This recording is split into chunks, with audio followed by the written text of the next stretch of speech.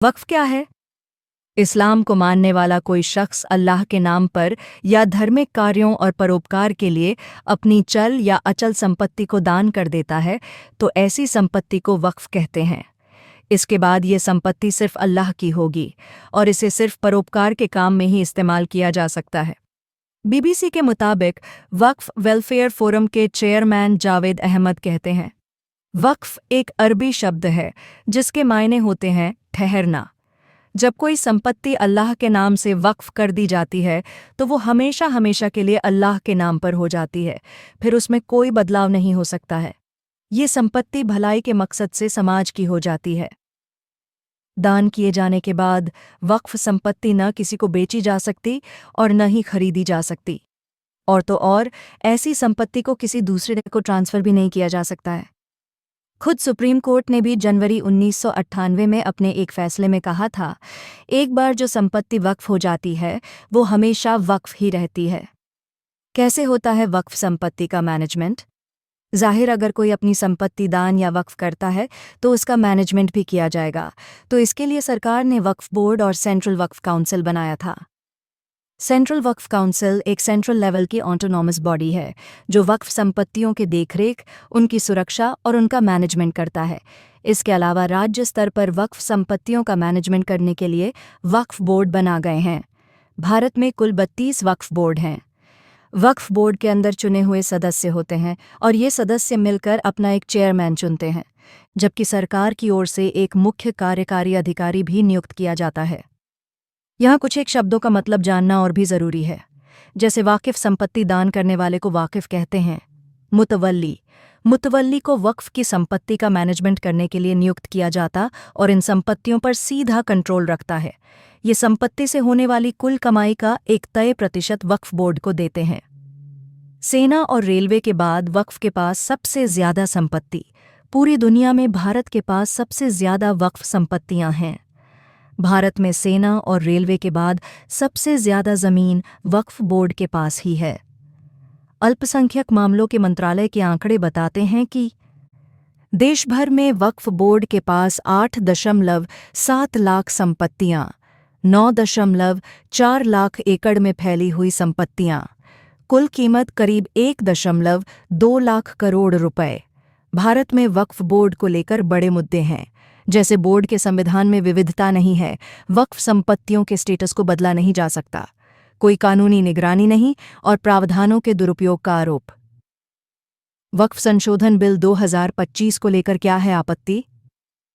इस नए बिल में कहा गया है कि अब केवल वही शख्स संपत्ति को वक्फ के लिए दान दे पाएगा जो लगातार पिछले 5 सालों से इस्लाम को मानता आया हो और मुस्लिम धर्म का पालन किया हो, साथ ही ज़मीन पर उसका मालिकाना हक हो। वक्फ एक्ट में 2 तरह की संपत्ति का जिक्र है, वक्फ अल्लाह और वक्फ अलल औलाद। वक्फ अल्लाह ऐसी प्रॉपर्टी जिसे अल्लाह को समर्पित कर दिया गया है और जिसका कोई वारिसाना हक न बचा हो। वक्फ अलल औलाद ऐसी वक्फ संपत्ति जिसकी देखरेख दान करने वाले के वारिस करते हो। नए बिल में वक्फ अलल औलाद के तहत महिलाओं के विरासत का अधिकार बरकरार रखा गया है। साथ ऐसी संपत्ति एक बार सरकार के पास आ गई तो जिला कलेक्टर उसे विधवा महिलाओं या बिना माँ बाप के बच्चों के कल्याण में इस्तेमाल कर सकेगा। जिला अधिकारी को कंट्रोल दिए जाने पर आपत्ति। मान लीजिए कोई सरकारी ज़मीन है और उस पर वक्फ बोर्ड उसे वक्फ संपत्ति होने का दावा करता है, तो अब नए प्रावधानों के अनुसार वक्फ का दावा माना जाएगा या नहीं, ये सिर्फ ज़िले का डीएम अपने विवेक से तय करेगा। डीएम ऐसी संपत्ति पर अपने पक्ष के साथ एक रिपोर्ट सरकार को भेज सकता है। सरकार ने अगर ये मान लिया कि ये सरकार संपत्ति है तो फिर वो हमेशा के लिए सरकार की हो जाएगी। रिकॉर्ड में वो संपत्ति हमेशा के लिए सरकारी संपत्ति के रूप में दर्ज हो जाएगी।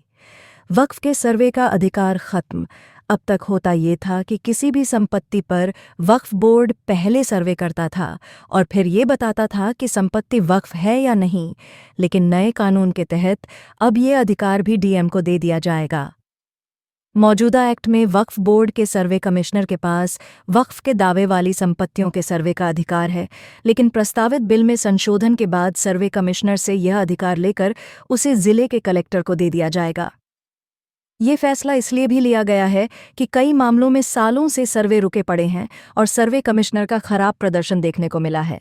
गुजरात और उत्तराखंड में अभी तक सर्वे शुरू नहीं हुआ है और उत्तर प्रदेश में 2014 का सर्वे अभी भी रुका पड़ा है।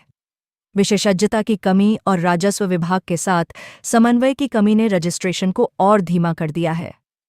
वक्फ को लेकर और भी कई विवाद। अब तक वक्फ ट्रिब्यूनल के फैसलों के खिलाफ उच्च अदालतों में अपील नहीं की जा सकती, जिससे वक्फ प्रबंधन में पारदर्शिता और जवाबदेही सीमित हो जाती है। हालांकि नए प्रस्ताव में इसे भी बदला जाएगा। कुछ राज्य वक्फ बोर्ड ने अपनी शक्तियों का दुरुपयोग किया है, जिससे सामुदायिक तनाव पैदा हुआ है। वक्फ अधिनियम की धारा 40 का निजी संपत्तियों को वक्फ घोषित करने के लिए खूब दुरुपयोग किया गया है, जिससे कानूनी विवाद पैदा हुए हैं। 30 राज्यों केंद्र शासित प्रदेशों में से केवल 8 ने रिपोर्ट की है, जिसमें धारा 40 के तहत 515 संपत्तियों को वक्फ घोषित किया गया है। इस सब के चलते नए बिल में वक्फ काउंसिल में भी बदलाव करने का प्रस्ताव दिया गया है। मौजूदा नियम के मुताबिक काउंसिल में सभी सदस्य मुस्लिम होना अनिवार्य है, लेकिन नए प्रस्ताव में 2 गैर मुस्लिमों को शामिल किए जाने की बात कही है। इसे ऐसे समझिए कि सेंट्रल वक्फ काउंसिल में 22 सदस्यों में से 2 सदस्य विशेष सदस्यों को छोड़कर गैर मुस्लिम हो सकते हैं।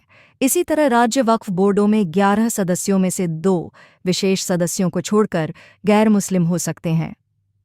इस सब के अलावा एक सेंट्रलाइज पोर्टल के जरिए वक्फ संपत्ति का मैनेजमेंट किया जाएगा, जिससे दक्षता और पारदर्शिता में सुधार होगा। मुतवल्लियों को 6 महीने के भीतर इस सेंट्रल पोर्टल पर संपत्ति की डिटेल दर्ज करनी होगी। एक बार वक्फ हमेशा वक्फ के सिद्धांत ने ऐसे कई विवादों को जन्म दिया। इसी कड़ी में पिछले करीब 2 सालों में देश के अलग अलग हाई कोर्ट में वक्फ से जुड़ी करीब 120 याचिकाएं दायर की गई थीं, जिसके चलते अब वक्फ एक्ट में बदलाव करना जरूरी समझा गया।